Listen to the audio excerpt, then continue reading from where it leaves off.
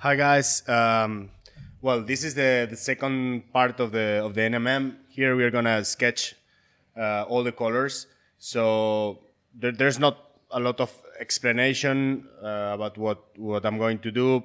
Please just check how I apply the colors and the dilution, and try by yourself to analyze which are the colors I'm applying. Like obviously this is an interaction with the video that you should do in order to learn better. You know, here I'm blending I'm doing a wet blending, which is basically adding the colors in their place, and then with the brush, just humid. I integrate all the tones, and I make this not perfect, but you know, this initial blending for the shoulder pad. And as you have seen, I have divided this in three parts. I apply the paint thin enough so then I can move the paint, and I go all over the surface, following this dark reflection that will go all over this lion shape, this rounded shape, and then because the paint is still humid, I can still continue modifying the colors.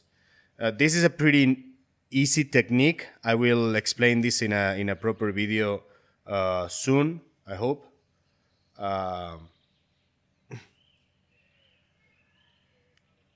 As you can see, it's a paint that has a creamy viscosity, which is very interesting because it takes longer to dry. So for doing this kind of exercises is a really good pigment. I'm using these Chimera colors.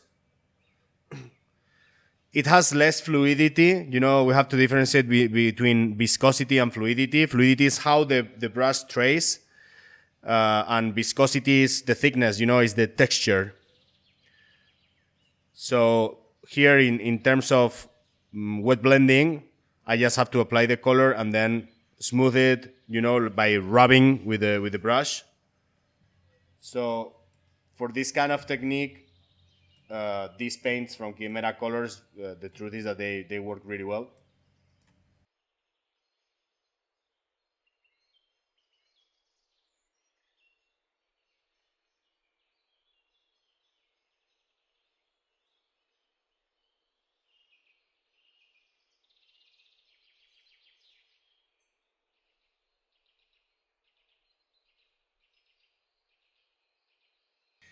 You see how I basically apply the light reflections here, which is an ochre, all over, like the shoulder. It's like a cylinder with a rounded top, and I apply it in a cylindrical understanding. You know, like lines that comes from up to down, and then in the shoulder pad, which is is like a curved plane, I'm doing the opposite.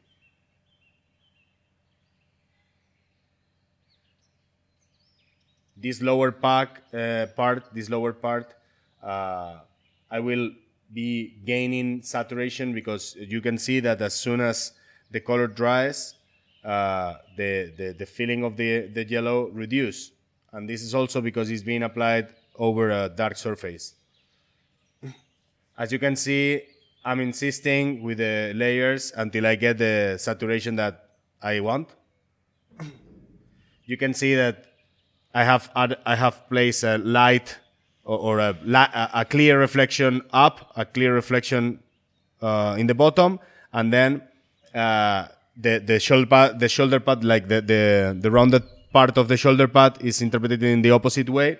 So it's all about contrast. You know, I'm inverting the composition of these three lines, like light, shadows, light. In the plane of the shoulder pad is the opposite direction than in the lion element, right? But you can do it in any other way. So instead of light, so clear, dark, clear, you could do the opposite, like dark, clear, dark. But the idea is that the frontal line, where is the lion, the upper part will be highlighted to make it rounded, like if it were a sphere that correspond to the head of the lion, And what we're searching all the time is for a contrast between elements. So in this case, that's why the interpretation of the flat part of the shoulder pad and the lion is different, right?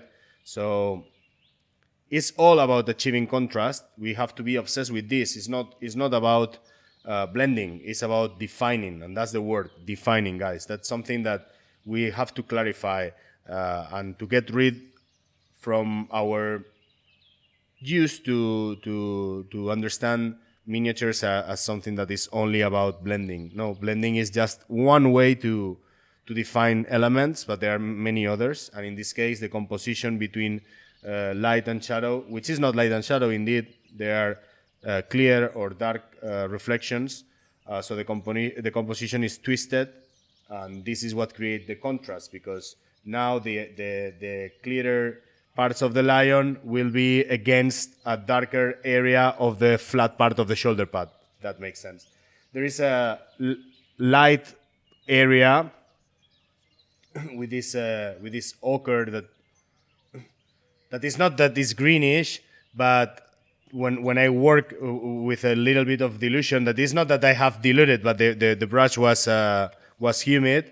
The tone that generates is slightly greenish, right? So as it is interesting, I will leave it and I will concentrate the ochre to gain more yellowish, right? I will choose this rhythm for the light, for the saturated light, this one that you can see here. And then I will leave, for the moment, saturation in both sides. So what I'm doing is playing all over the surface, getting more and more contrast between different elements, right? So, and then as you see here in the border of the element, I always insist with the color. Same as highlighting all the upper planes, you can apply it straight away, like this.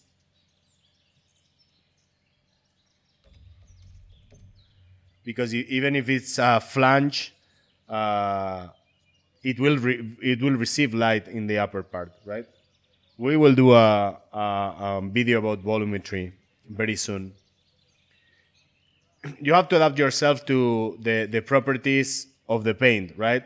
So if this paint from Chimera, it's offering us a big viscosity, right? High viscosity, you have to take advantage of it. So that means that it's a perfect paint for wet blending, for example, because it takes a while to dry.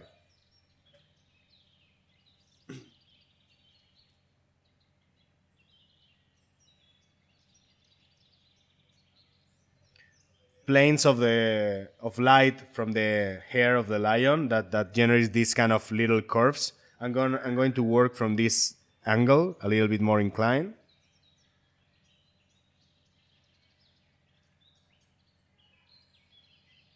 But you see, I'm keeping the darker area in the center because we need some division between elements. And now you can see how I have applied a different yellow because I'm searching, it's not something that I have clear on my mind. I'm playing, and this is something that I encourage you to do, which is varying the tones to see how they work. So maybe if it doesn't work, then I change it, right? But for the moment, I'm trying to find different contrasts between elements, right?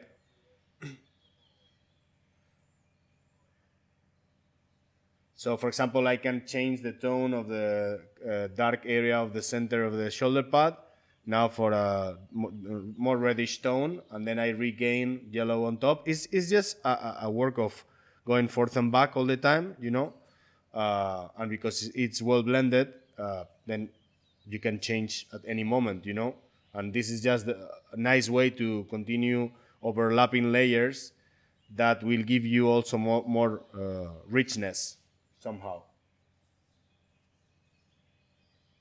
So at the end is the interaction between different ochres and browns, what will make the effect. But also the effect is because of the contrast, so you cannot lose the contrast. So that means that you cannot blend everything perfectly linearly, because otherwise you lose the contrast and the non-metallic effect will not work. Still not works right now, but I know it will as soon as we will start adding clearer color and stronger color, like this one, for example. This is something like wheat color, like straw color, and I apply in the border, in the top of the this element. You see, I'm insisting always in the top. That's very important. Also through the edges, paint the edges. Don't forget about this. Every time I remark the edges, because this is very important, because always give me a better feeling of definition. I'm gonna go closer to show you planes of maximum light. And you see how now I concentrate with the tip of the brush and how shiny it is in the. It's a really strong yellow with density. So this is almost like a capa base, like a base coat dilution. So almost nothing, or let's say, I don't know, 40% water, 30% water. So you have to have some viscosity so you can feel the color stronger. Because remember the video about glazes. If you dilute, you lose the color. You see that I break, I do like a bling bling effect, the Ben Comet's thing. You know that he always does this kind of bling bling style. Is very characteristic from his style, which I like it a lot. And one of the guys I really respect from this miniature world, because how big professional he has been for the last decade or more. And you see that I don't follow with the brush all the surface, reaching all the volumes. Instead of, I do like little jumps between volumes, no? Because that helps to create more, let's say, movement. You have to consider that light is on continuous movement. And that's very important to understand how light behaves. You see, I'm placing in the upper plane of this ribbon, or yeah, like flange. You can see that there are some parts that they don't cover it really well, which is a characteristic of almost every yellow, unless it's an ochre. Normally, primary yellows, they have not good coverage, and if this happens, it's something that you can take advantage of it. So unless you add many layers or you do it on top of an ochre or a white, that can happen. You see that this patch of color that has not covered completely, to me is an advantage, because I use this like if it were rhythms of light, right? It has some kind of filigree inside, which indeed is like some kind of sculpt from the sculptor. I will just highlight the inner parts, and I don't know if I will leave it later or not. But for the moment, I can highlight it just to visually to have it present.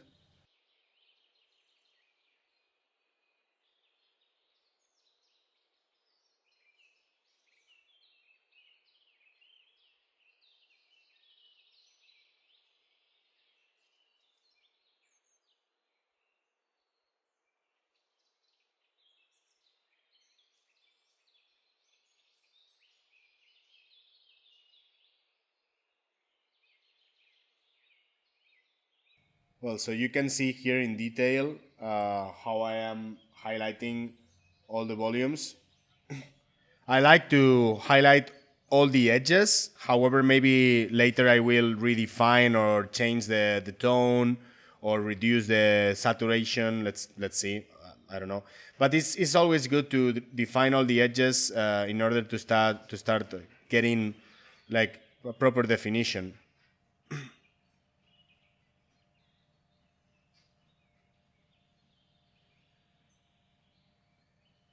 And it's always great to have a sketch, because the sketch should work from the distance. You have to start feeling the effect, and then is when you can refine it and evolve it, right? But now for the moment, I think it's already starting to work somehow. But obviously everything is in the same stage. It's still not advanced. So you have to be patient, okay? It's not something that you will, especially if you are trying to investigate and trying to learn really how light works. I think it's demanding me some like deeper shadows, so I will add some kind of blue or purple in this case.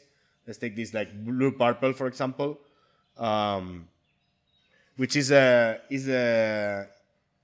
color that complements really well the yellow, right? And it's a color that reacts differently when you concentrate it than when you spread it, right? So I can add red to this blue ink and get a purpley feeling.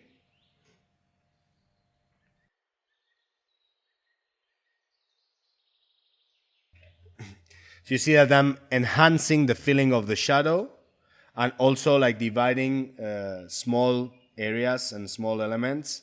This will create a stronger contrast. Again, we are searching for contrast all the time, and I have to discover, tracing with the brush, the like all the little volumes, right? And here in the nose, I need some like light that connect both sides, because now through the edges, like the edges of the nose, for example, of the tip of the nose, I can connect both sides of light. And here you see that I'm adding a greenish ochre. So I'm changing again and achieving more contrast again. And why not? I place it in the lower part. As I tell you, I'm searching for, it's not something that I have clear on my mind. I'm just searching and evolving it. And I think it's the best way to do it, because there is not one way to do it. It's like this metallic should work as an effect, right? But if you really check a shoulder pad like this from different angles, you'll see that it changes constantly as soon as it's slightly moved from the original position. So you have to decide where to go by yourself, and it's an interpretation. It's not that non-metallic it has to be done in one way. It has to be interpreted, right? So if you need more contrast, you search for more contrast. Those are like the conscious decisions that you have to take. All of you that you're super intelligent, super smart guys, you have to take by yourself, And this is part of the learning process, obviously. Sometimes you fail, sometimes you succeed. Here I will add more yellow, because I want to add a stronger area of light that cross all over the face of the lion.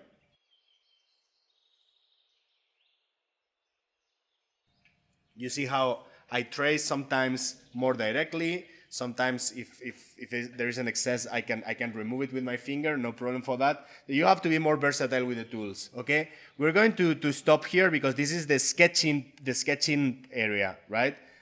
There's still a lot of things to do, but if you reach to this point, then it's all about connecting elements and blending in shorter ranges. And this is important. Don't blend everything, because if you blend everything, you melt the effect. You cannot lose the effect.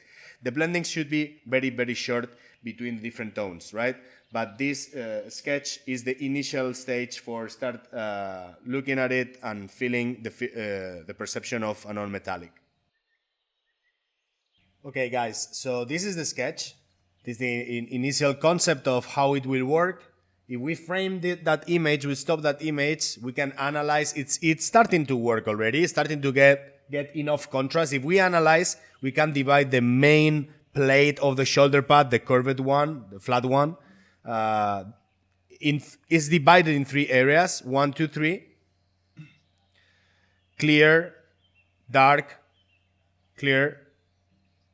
That one is greenish, green tonality and different saturation than the upper one that is more orangey brown to generate contrast in between. And also the central part is also divided in 3. And we have divided to add more yellow in the frontal part in the main view and more green in the back side, which makes sense because, is darker, is the area that will receive less light. And the frontal part will receive more light from the sun of the Colosseum, from the sun, because he's like going out of the door. If you have read the description of the miniature in my last publication in Putty and Paint, or Cool Mini or Not, or on Facebook, you will see the story about it, right? So you will see that what I generate is cuts or separation between elements. So you can see this brown this green ochre and this yellow ochre in the upper part, which is a little more saturated. And also in these areas of the lion head, it goes down almost with a narrow shape from the upper part of the head that is more extended to the bottom with a more saturated yellow, which is brighter and more luminous. And then also you have seen that the vertex connects both sides of the light, right? So the tip of the nose is the perfect place to connect one side from the other. If the sketch starts to work like it's doing right now, it means that it's going in the right direction. Obviously, it still needs a lot of things to develop and to refine. But what is interesting is how to sketch it from the very beginning, because non-metallic, no matter what others says, I promise you, it has not a law. Unless we were physics and we could understand all the elements that could be affecting, the non-metallic. But this is an interpretation. This is a pictorial. This is a painter interpretation. So what we need is contrast between all the elements, right? And if this shoulder pad will change, the reflection of the light will change absolutely, right? So we need to contrast different elements between this and that, the cheekbone and the leg. Inside of each element, we search for contrast as well. And for this, we're going to play with different contrasts, all the elements that we can reach for creating contrast, like saturation, there and there, direction of the brushstroke. You can see the direction change, dilution of the paint, temperature. Well, there are many factors that can work as a contrast, many elements we can use to create different contrast. And all of them are a way to fake something, It's not the way to do something, it's the way to interpret it, the way to create an effect. An effect is something that is not, it has not to be realistic, it has to be believable. So for instance, let's play and check. Imagine that we decide that instead of doing this horizontal reflection, we're going to do it more radial, right? Like, for example, I will take this tone and I will apply this like if it was a wheel or something, like a radial reflection. Because this is not light and shadow. That's very important. It's dark or clear reflection is different. Or saturated and desaturated reflection. And for example, here I set up a secondary radial reflection that is a different tone. Imagine that we have this tone in the upper part of the lion. It won't do reflection. It won't do contrast enough, sorry. So what we need is contrast all the time. No matter if it's a difference between light and shadow, saturation, desaturation, trace of the brush, different brush strokes, rhythm, different dilution, different luminosity, for example, which is a very interesting factor to take into account. For example, that color can be clearer, or that color out there could be clearer than the other one, but the other one could be more luminous, for instance, right? So every contrast is valuable. So there are many different factors we can take into account to create this contrast. Mainly saturation, luminosity, brightness, brushstroke, rhythm, noise versus smooth blending, for example. So there are many factors we can use. Like, for example, the frontal part of the shoulder pad that you have probably seen already in the social media has been done with more like radial brushstrokes, right? So maybe I will use this because I'm doing this analyze after finishing the frontal part. However, the initial idea of making horizontal sketch of light or of reflection can turn into a radial sketch if I find it more interesting. So every time you find enough contrast in terms of quality of the contrast, number of contrast, and intensity of that contrast, it will make sense. Like, for example, here, if I start blending all the elements, like doing like super small blendings by adding microtones in between the different areas. I'm not searching for blending, I'm searching for definition, because here we have many different tones of yellow and I don't want to lose them. I want to keep them because that gives us more richness. Like, check how many yellows I have painted. And you will see that this is part of the key, that is not a linear process between 2-3 yellows like many people are doing, which can end up in a really great result, but I'm trying to teach you how to use the color, which is more important. Obviously, we will do more exercises in future videos with more linear processes, but I think that is interesting for you to analyze and to teach your brain how to analyze deeper in terms of painting.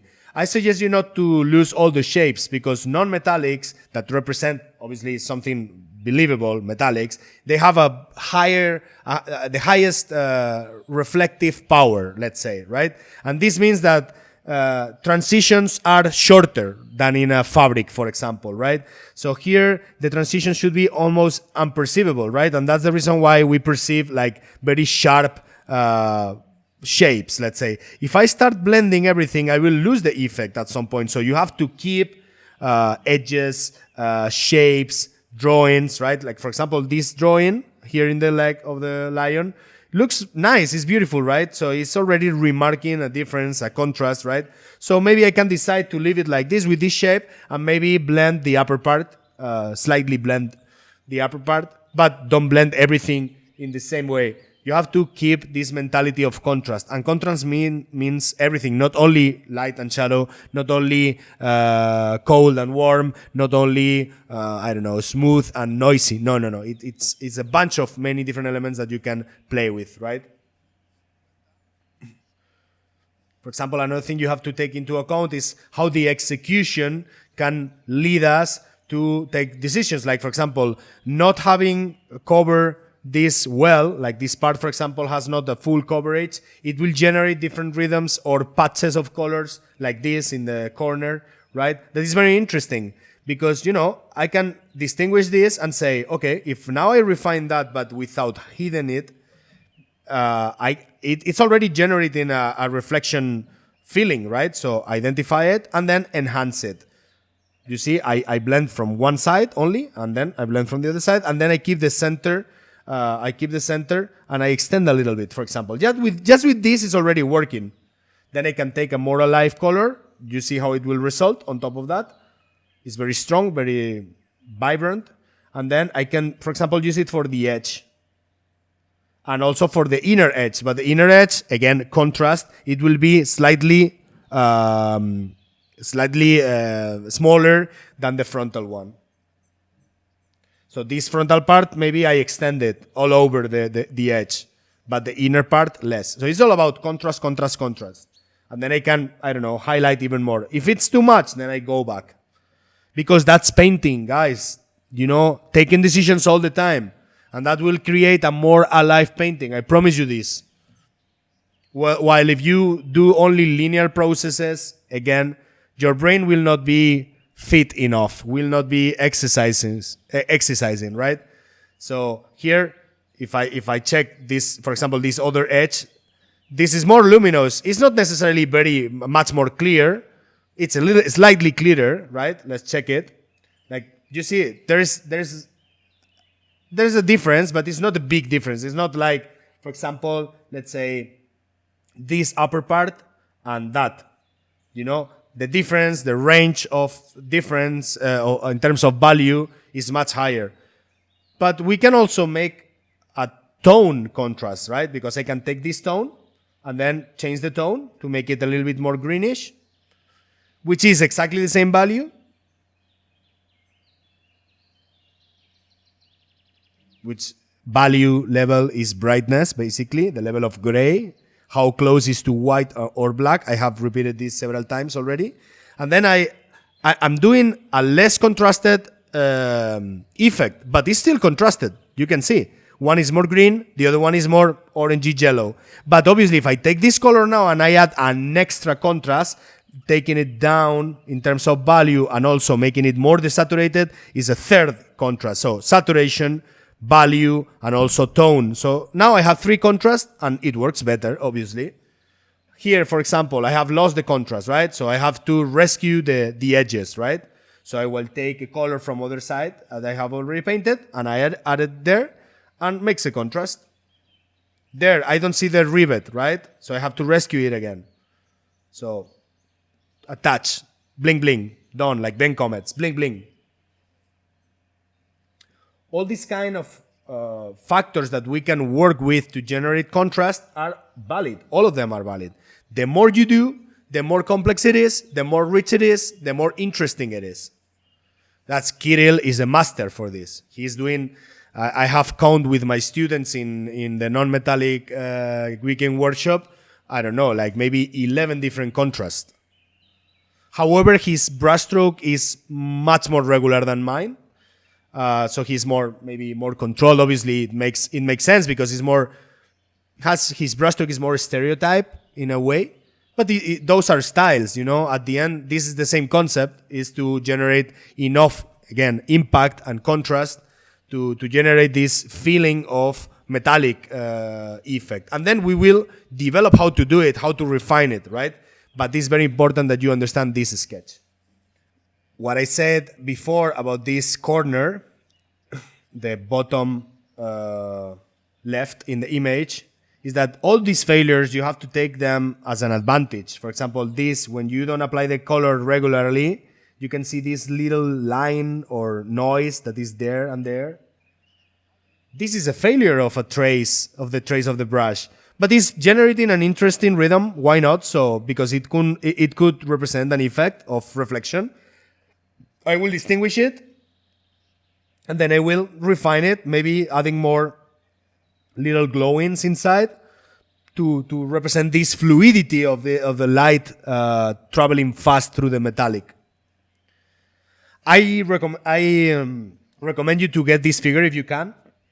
We're going to offer a very exclusive discount with Pegaso, so stay tuned, because probably, I don't know if in this video or it will be in the proper post of the video, it will be a special offer to purchase this. So don't lose the time if you want to acquire it, because they don't have many in stock. Obviously, it's a very old figure, so they don't have many. Obviously, they don't do a restock very often. So I don't know how many they will have.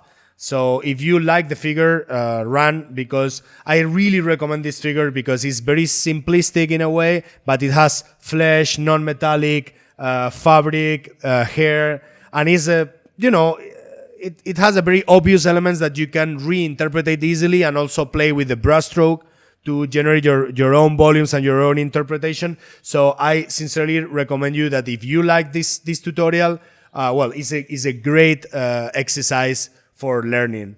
I hope this has been useful for you. I hope you understand the concept of sketching, how important it is, and that's the reason why I'm focusing so much in this first month of the Patreon. I will develop this in the next video, so stay tuned.